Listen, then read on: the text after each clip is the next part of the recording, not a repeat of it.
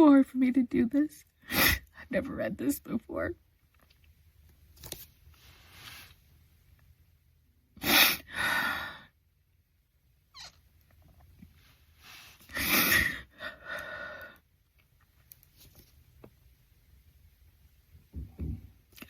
My husband.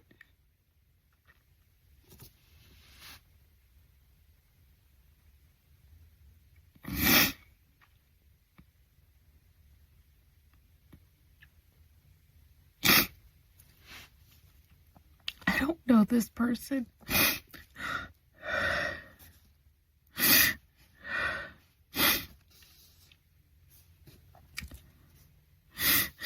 I was fired for missing work, which was extremely uncharacteristic. I loved it, and I loved my boss. Both of my roommates were out of town. I'm so sorry, this is the first time I'm reading this. I was constantly vomiting blood.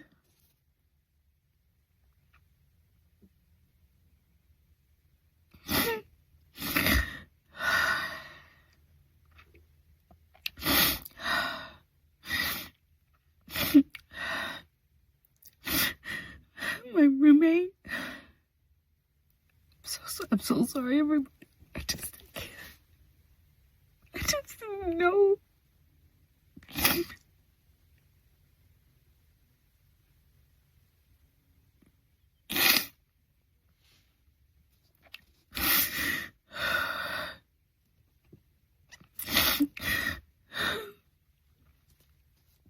My roommate, Matt, found me.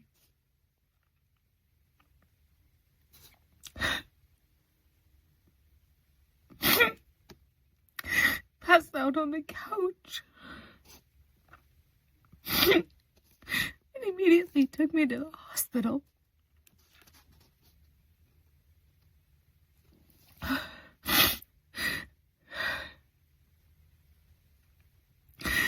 doctor said that I had extensive damage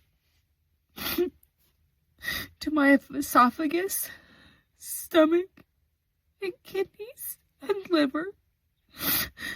My potassium level was 0.1% above fatal.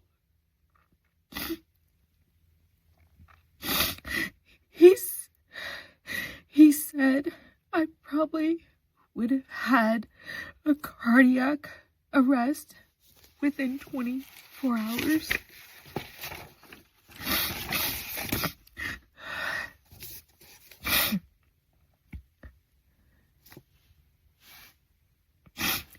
My mother immediately flew down from Davenport to comfort me.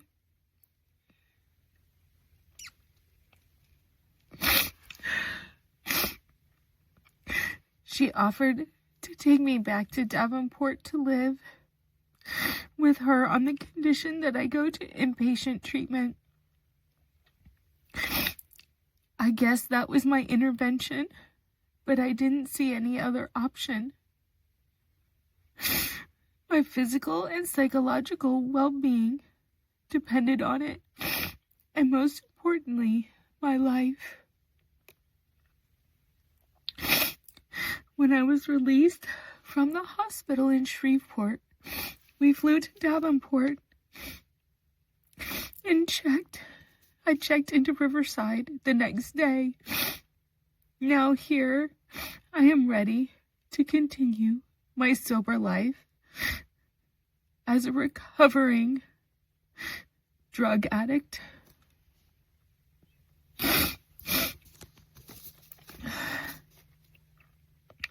And now he's gone.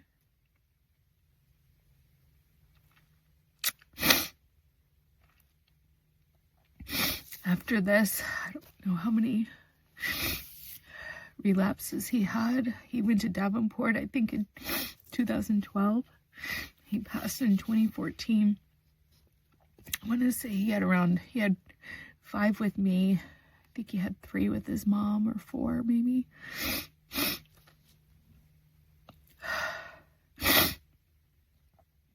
In reflection, while writing this, I noticed that there's a pattern.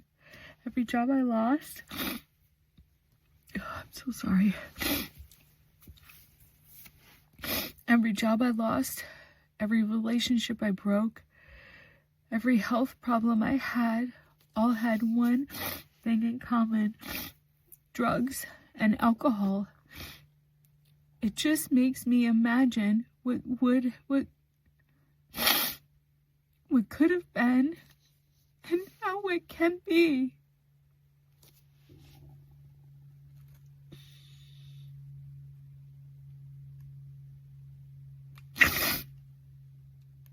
I'm going to pause here and I'm going to say, if you're struggling now, get help. Nate always used to say this: stop today because there might not be a tomorrow. There wasn't a tomorrow for Nate. His body,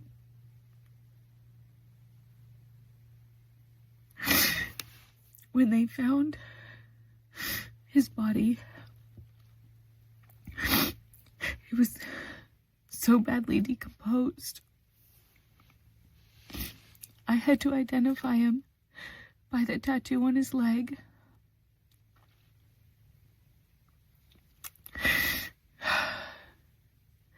The only way they knew his name was that his ID was next to him.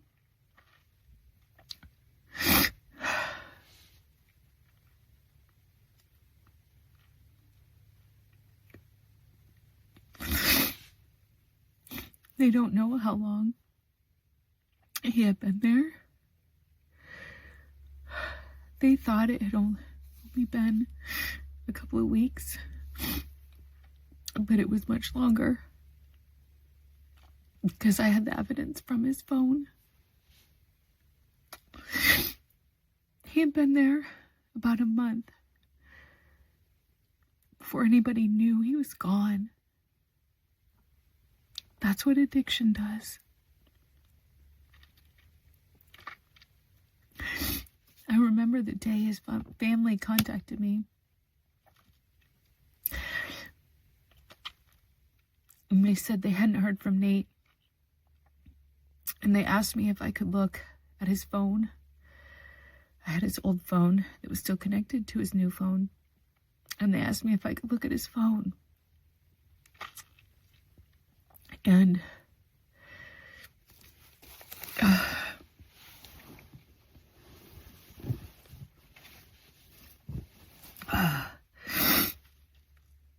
they asked me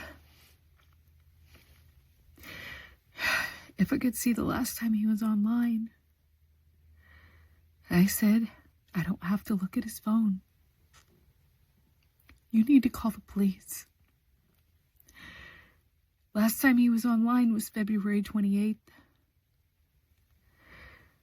I thought he was either in jail, in the hospital, or in treatment. Because of the order protection, I couldn't call anyone. I couldn't say anything because I would have violated it.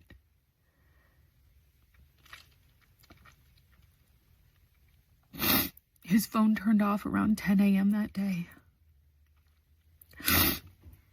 He was found in the kitchen.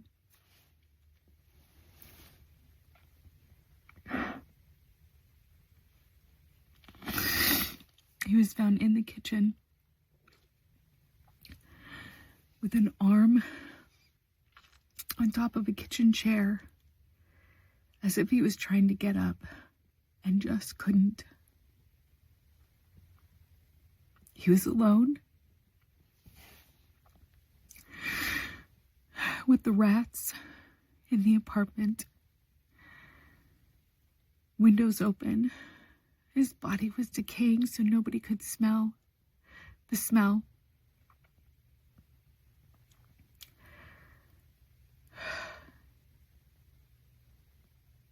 The police told me that the pictures are so bad They don't want to give them to me. They told me it's so bad, I don't want to know.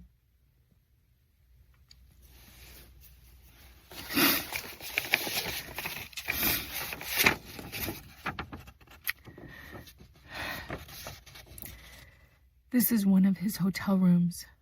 After 4 days of drinking, noticed the broken lamp,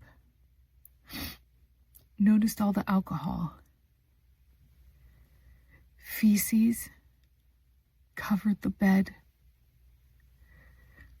covered the floor, covered the pillows. This was his life after he relapsed. Within 4 days, he was hospitalized.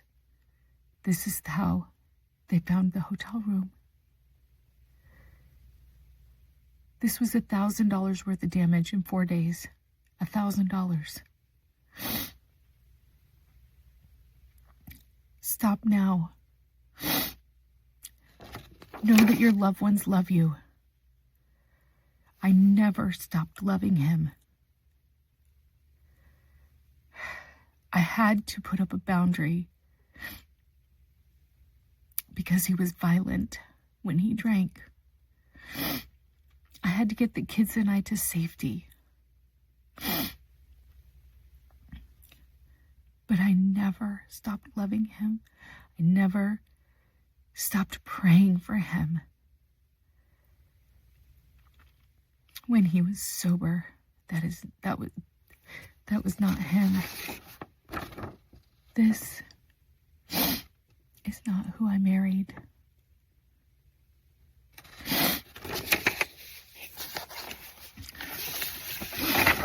So in his words, in reflection, life is hard enough without you throwing your own roadblocks in the way.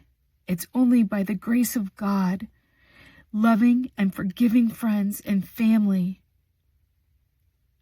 At the time he wrote this, that he was still here. Do I regret the good friends I've met throughout this wacky journey? No.